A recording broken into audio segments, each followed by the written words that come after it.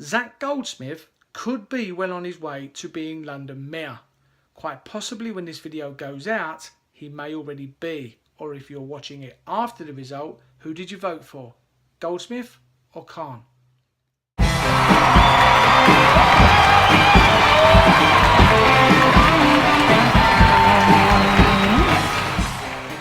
ZAC GOLDSMITH, educated at Eton and son of billionaire businessman Sir James Goldsmith, married into the well-known banking family that is the Rothschilds.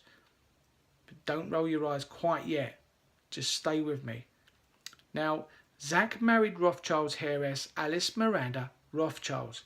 Now, with regards to his political stance, he has consistently voted against taxing bankers' bonuses.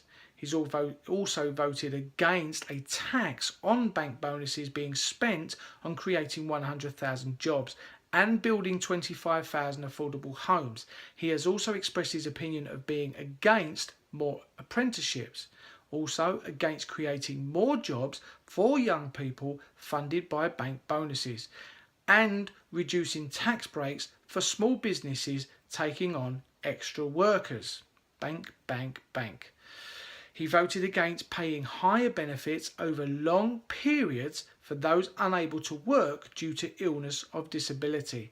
Also against spending public money to create guaranteed jobs for young people that have spent ages being unemployed, and voted in favour of the bedroom tax.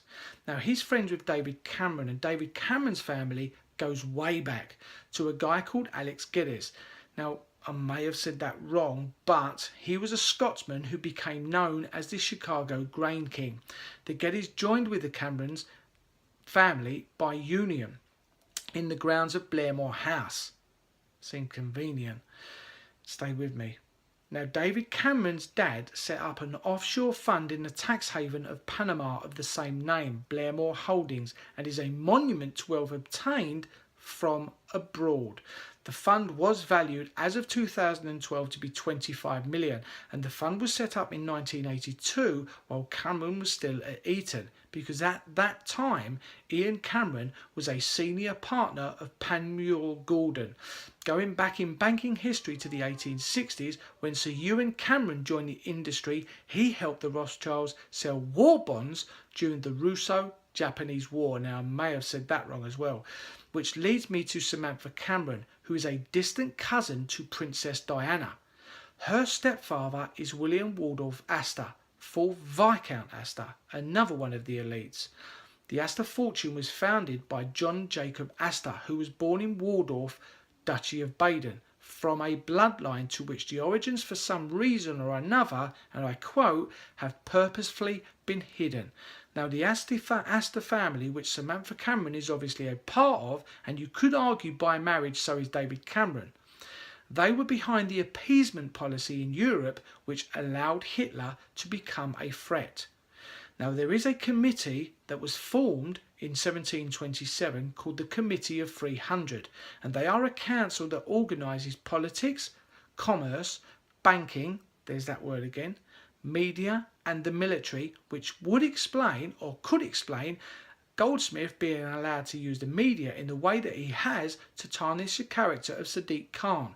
George Osborne is also a member, as is William Waldorf Astor. Now, all of them went to Eton, and all of them, including Boris Johnson, were members of the Bullingdon Club of Oxford.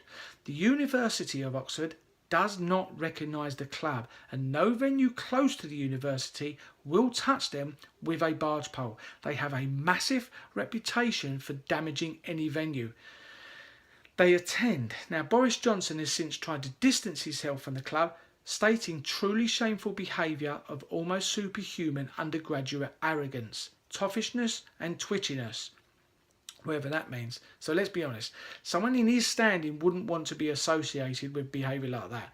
But more and more members of that club are coming together under David Cameron, and I mentioned the name Nathaniel Rothschild. So do I have to spell it out?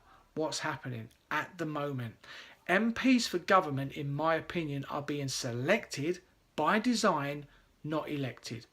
Now, I'm not going to be lulled into talking about a specific group of nationals or specific religion, but all the info and the people I have mentioned all lead to one specific heritage.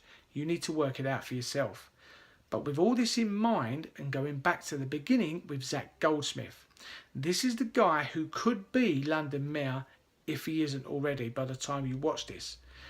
It seems, in my opinion, the government is leading one way, and it was all planned way back when, even before any of them left Eton.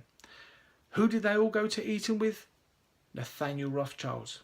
But you make up your own mind. This is just my opinion with what I have found. Let me know in the comments your thoughts. If you agree, click the thumbs up if you like it. And as always, click subscribe and let me know if you like the content and the direction this channel is going. And I'll see you next time.